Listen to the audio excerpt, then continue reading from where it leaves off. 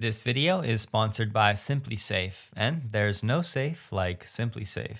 Welcome to Electrified. It's your host, Dylan Loomis. So, with Tesla likely to make an investment into XAI later this year, pending board and shareholder approval, Tesla is obviously going to have a much bigger interest in XAI than it did already. So from here on out, I think it makes sense to keep up a bit more with what's going on at XAI. And of course, when Elon goes on mini posting sprees and says things like he did today, it's absolutely worth some time. He said 230,000 GPUs, including 30,000 GB200s, are operational for training Grok XAI in a single supercluster called Colossus 1. The inference is done by our cloud providers. And the inference compute is the power that's dedicated to actually running these models in real time, processing the inputs, and turning them into useful outputs. It's the role Tesla's AI 4 and 5 play. At Colossus 2, the first batch of 550,000 GB200s and GB300s, also for training, start going online in a few weeks. As Jensen has stated, XAI is unmatched in speed, it's not even close. Now, if you're looking for a comparison between Colossus and Cortex as they stand now, back of the napkin math would put us in the ballpark of Colossus being 2.5 times more powerful than Tesla's Cortex 1, assuming Cortex is nearing the stated capacity of 100,000 GPUs, which is what Elon has said in the past. Hopefully, we get a much more up-to-date figure on what's actually online tomorrow, and I'm fully expecting to. And then we can run a much more accurate comparison. But I'm just laying this out quickly today to set the stage for what else Elon said. And perhaps one of the biggest disclaimers I'm going to give as we go through the next few years, when you undoubtedly see all of these comparisons and hear them from people like myself, there is way more nuance to the story. For example, what are you actually comparing? Maybe the default is FP8 performance, but there are other factors that are going to impact your real-world performance. Things like memory bandwidth, interconnects, software optimizations. So just take all comparisons with a grain of salt, especially if that individual is not sharing additional context. Elon also said the XAI goal is 50 million in units of H100 equivalent AI compute, but much better power efficiency online within 5 years. He was asked if Grok Voice uses 11 Labs or if it was proprietary, and Elon said, "We made it." 11 Labs is just an AI company focusing on audio research and deployment. Specifically, human-like text-to-speech and voice cloning. Naturally, I've already seen a lot of people make a mistake out there saying it could be around $1.5 trillion,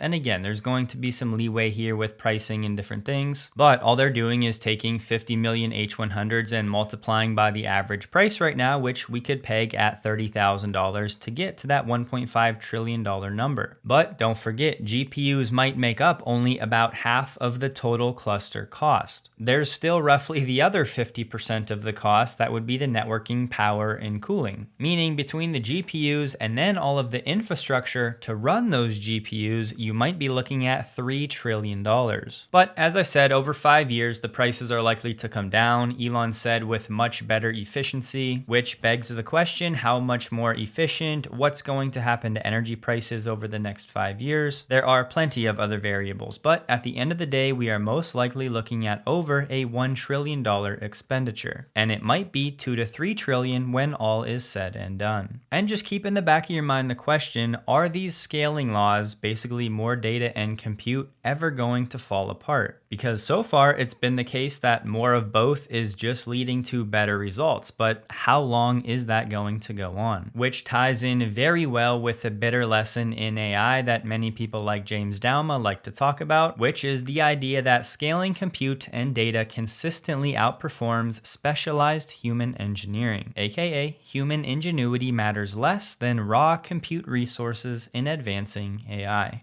And then comparing Colossus 2 to Colossus 1, even though we don't know the exact breakdown between GB200s and 300s for Colossus 2, once this first batch comes online, Colossus 2 is already likely to be roughly 2 to 4 times larger than Colossus 1. And remember, Colossus 1 is roughly 2.5 times more powerful than Tesla's Cortex. And earlier this year in May, Joe Tetmeyer confirmed that Cortex 2.0 is right around the corner for Tesla. Hopefully hopefully we get an update on that project for Tesla's earnings tomorrow. XAI Memphis was saying how they broke ground at a new data center in Tennessee. They talked about how it would be powered by a diverse array of energy sources, and that includes Tesla Megapacks to provide critical support during peak demand periods. They said, "We expect to power on this facility within the next few weeks." So XAI is moving at an unprecedented pace, which is going to help create a nice order backlog for Tesla's Megapack. So just think about what Tesla has in the works over the next 2 years, and of course this is not an exhaustive list. But with XAI going nuclear with compute, which it may need a bit of to power some of these data centers eventually, and all of those learnings funneling to Tesla and Cortex, and all of that training for Grok, which will be used by Optimus, it really is one of the most synergistic partnerships I can think of right now. Instead of tracking P&D reports for Tesla, the real game has become tracking compute and access to valuable data. And of course, software and inference and everything else that makes this world go. But it's Tesla and XAI executing on this plan over the next 2 to 3 years that can take Tesla stock where most of us want it to go. As Tesla expands its robotaxi service, the big theme is risk mitigation and watching how Tesla handles it. Tesla needs to remain prudent and be hyper-focused on safety, just like I need to be as the leader and protector of my family. I told you guys my mother-in-law lives with Ashley and I now since my father-in-law passed, and Ash and I love to travel since I can work remote. So I needed a way to make sure my mother-in-law feels safe even if we're not home. A long story short, she's been ecstatic about our home security system, and that's just part of why I really am excited to be partnered with SimpliSafe, the sponsor of this video. I did a ton of research and kept coming back to SimpliSafe. They've won numerous awards. Their system is fully customizable to tailor it to your specific needs. You can expand the system over time as needed, and there are no long-term contracts. A few highlights: we have smoke and CO2 detectors in our garage for charging our Teslas, and I can also monitor my garage remotely with the SimpliSafe app. At our old house, our basement flooded, so now I know the value of having water sensors strategically placed so I'm alerted right away. For me, I would not invest in a system unless I had full control of it from anywhere, anytime, and SimpliSafe checks that box. You can easily do a DIY installation as each sensor type comes with simple instructions and best practices, and the app walks you through the setup step by step. And most people don't know SimpliSafe now offers Active Guard outdoor protection, which is a big deal because with traditional security systems, an alarm only goes off after somebody breaks in. But with SimpliSafe's Active Guard, they have agents monitoring in real time and can identify suspicious people on your property. They can talk to them, trigger alarms and spotlights, or request an urgent police dispatch all before a break-in even happens. So overall, I found SimpliSafe to be reliable, affordable, and customizable, making it an awesome option to protect not only your family members, but your belongings too. You can save 50% on your SimpliSafe security system when you sign up for a professional monitoring plan, and you'll get your first month free. Just visit simplisafe.com/electrified to customize yours. And remember, there's no safe like SimpliSafe. And quickly, we need to keep an eye on the global market as Australia's energy transition is gaining, quote, real measurable momentum, with the market operator reporting a record wave of new solar, wind, and energy storage projects are progressing through the grid connection process at a larger scale than ever before. Their connection scorecard shows projects totaling 53 gigawatts going through the connection process, up nearly 40% from the same time last year. And it's primarily driven by a surge in standalone batteries and hybrid solar plus battery projects. If we go back and look at the unofficial Megapack tracker, you'll see Tesla's doing a pretty good job of establishing itself as a reputable player in the Australian energy market. And right after I get done diminishing the role of Tesla's P&D reports, I'll take the opportunity to tell you that through the first half of the year in China, the Model Y was the best-selling SUV. And yes, that's the best-selling SUV of any kind. And don't forget, in Q1 and into Q2, Tesla was changing over to the new Model Y. So likely to no one's surprise, the Model Y is still head and shoulders above the rest.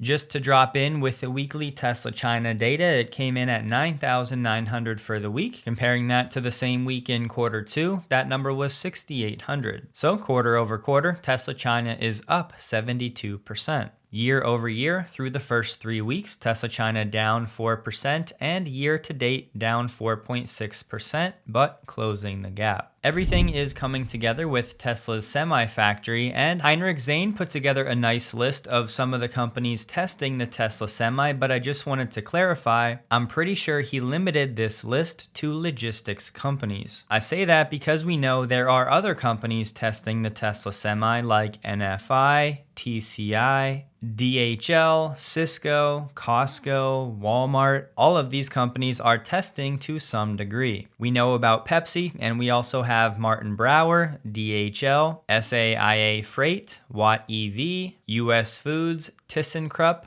ArcBest. It's a strong list of different companies, and Heinrich said they've only built a handful of standard range versions, maybe less than 5. He saw one a few weeks ago. I saw Jan from the EV Universe share this job listing from Tesla Business Development Commercial Charging. The posting says, you will lead the sale of Tesla's Level 3 charging products, including supercharger and semi-charging, to major partners like Fortune 500 companies, charge point operators, and real estate owners. Now, yes, we've known that Tesla sells its supercharger product to other companies like BP for them to put their own branding on. But as far as I know, this might be the first official confirmation that Tesla is going to do something similar with semi-charging. This job is in Austin, Texas, but there's another one in Palo Alto. Same description. I think what Tesla did with the supercharger network and opening it up to others and then outright selling some units for white labeling is likely going to happen on the semi side as well. In a new Tesla note, Alex Potter from Piper Sandler said that the concerns about Tesla's regulatory credits are not as bad as you think. They believe these concerns are overblown and Tesla will continue to book credits through 2025 and 2026. He said last year, Tesla got $3.5 billion in federal credits, which was almost 100% of its free cash flow for the year. And we've covered the regulatory changes,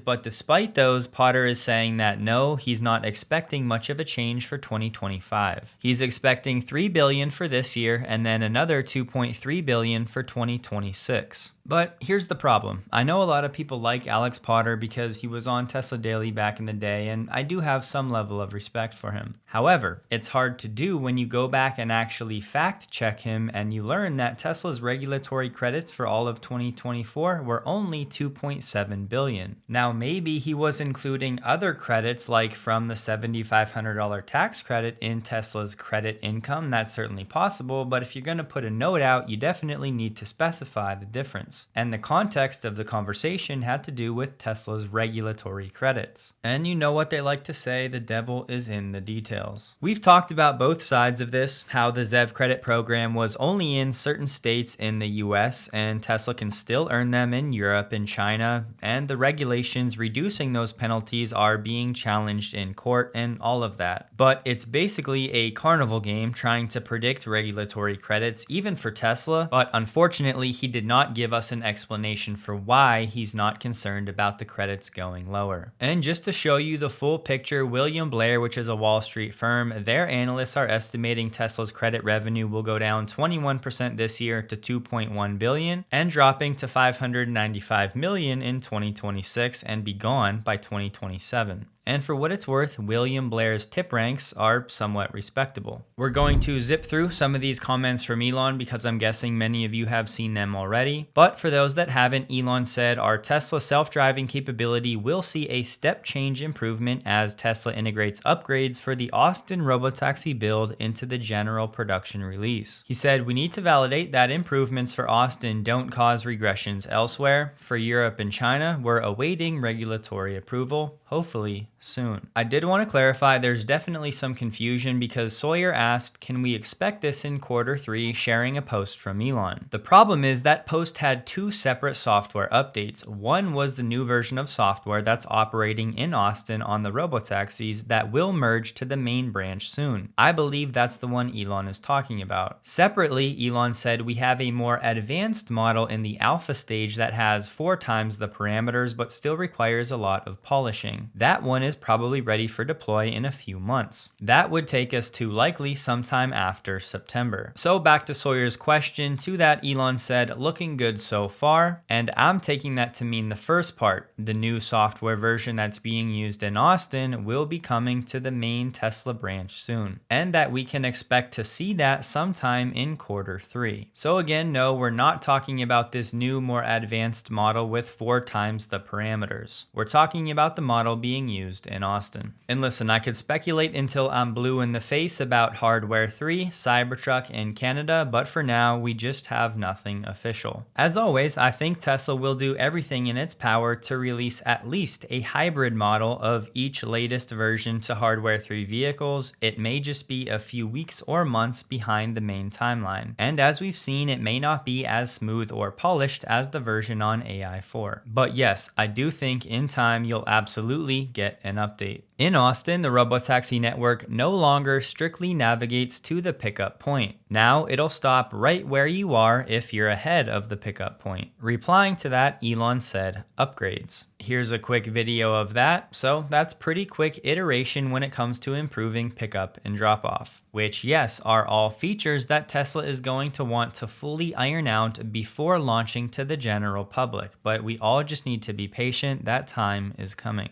When it comes to robotaxi expanding to the Bay Area, Elon said as soon as the regulators approve, they're being quite reasonable, to be honest. Which, based on what Elon said before, there's an outside chance we see this happen sometime toward the end of Q3, but it's likely into Q4. And naturally, everybody's been talking about Elon being back to the wartime CEO. We all love to see it. He said back to working 7 days a week and sleeping in the office if my little kids are away. Not only that, but he's talking a lot less about politics and a lot more about tech. And if you can get any more bullish than that, I think this would be it. Elon also said, I resisted AI for too long, living in denial. Now it is game on, tagging XAI, Tesla, and SpaceX. And remember what Jensen said about Elon. He's superhuman. It's just unbelievable. A supercomputer you would build would normally take 3 years to plan, then deliver the equipment, you add another year. We're talking about 19 days for Elon and XAI. For them, it's a couple weeks. I mean, it's like superhuman. There's only one person in the world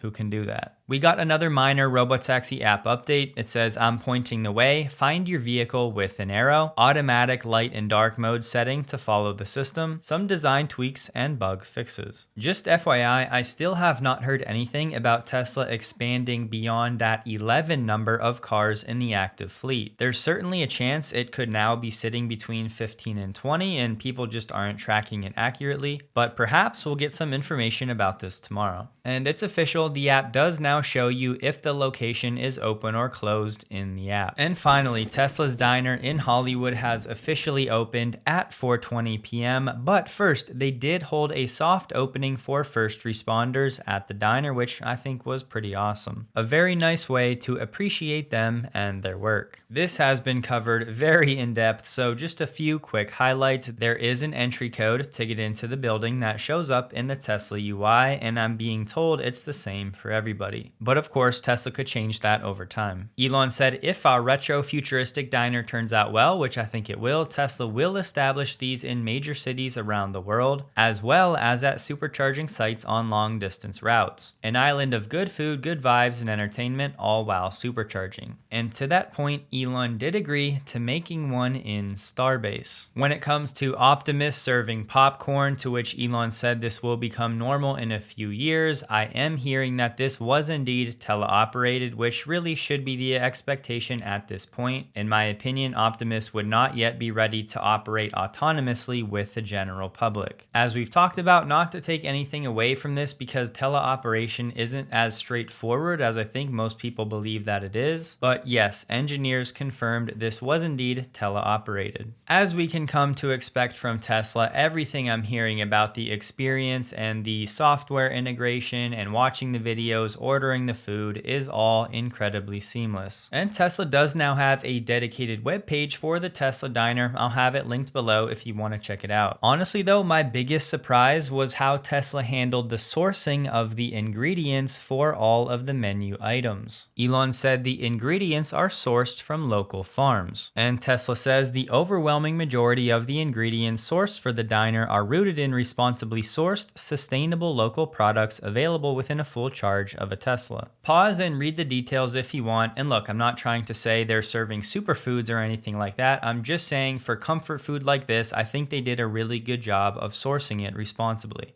And ultimately, the quality should be pretty solid and better than most comparable food like this. And perhaps most importantly, the French fries are cooked with beef tallow. And there are multiple vegetarian options for breakfast, lunch, and dinner. I'm not going to run through all of the Q&A because I'm guessing a lot of you know all of this already, but it is linked below if you want to check it out. And if you are out and about in the world, I think this will be quite refreshing. It says right here in the UI, gratuity, Tesla covers tipping for the staff. And listen, some of the staff are indeed on roller skates, so not an insignificant thing. Elon said correct to the question of no seed oils, uses beef tallow, no bad chemicals. Having a look at the prices, you're looking at between $8 and $15 for most of the main items. Sammy said the milk and dairy are not only organic, but fresh from Strauss Farms in Northern California, which is all grass-fed and lightly pasteurized and not homogenized. Elon said we put a lot of effort into using truly organic ingredients from farms that we have visited. And to that, I give them a major salute. And yes, the long-awaited Tesla candy that some people thought Elon was joking about has officially made its debut through the Tesla Diner. Dog Mode Chill, Mango Bolt, and Cyber Berry. If you've been wondering how Tesla fits 80 superchargers here, don't forget about this lot in the back that is covered by solar. Elon said try it out, aiming to be a fun experience for all, whether Tesla owners or not. We'll keep improving. And yes, non-Tesla vehicles can use these chargers. The diner is using some Starlink dishes for internet. And yes, even if you're across the country, you can go in your Tesla vehicle, search for the Tesla Diner, and scroll through the menu, act as if you're going to place an order, and see all of the details right in your car. And there's a pop-up in the Tesla UI when you're on the way to the diner that asks you if you want to order ahead. You can skip the wait and order food to be ready on arrival. And talking about a seamless experience, here is Exhibit A. Other auto companies aren't and can't do things like this. All of the Optimus prototypes are on display at the diner. And look, even if Tesla rolls these out around the world, this isn't going to become some massive money printer for Tesla, but that's not the point. The point is community, experiences, and stories. And I think No Safe Words put it quite beautifully. Did some soul searching. Why am I so enamored with the Tesla Diner, and why does it bring such a huge smile to my face? I figured it out. It's everything good about America's past wrapped into one small facility from the future. It's our imagination and dreams on the big screen. It's tomorrow's sustainable energy and technology interfaced together. It's a throwback to quality, local sourced foods that made you glad you did instead of wish you hadn't. It's the marriage of architectural perfection and a downright fun place to hang out with a family or to make new friends. It's a reminder that everything can't be a problem. We have to constantly reach for stars and draw them closer. It's inspiring, it's nostalgic. Please build them in every city. Starting July 31st, Lucid vehicles will have access to the Tesla Supercharger network. Tesla India shared that now everyone in India can order directly on the Tesla website. Priority delivery is still only in Mumbai, Pune, Delhi, and Gurugram. But The orders are now open. Monroe Live finally got to test the robotaxi network. They said it did make a significant error at the start of the first ride, which we'll include in our video. The subsequent rides were smooth and seamless. They also took a Waymo that performed well but did feel at times slightly jerkier at stop signs and red lights, particularly when inching forward or adjusting at intersections, which has been the common refrain. Tesla set up a booth in the middle of a mall in Vancouver so people could take a sledgehammer, a mini one, to the door of the Cybertruck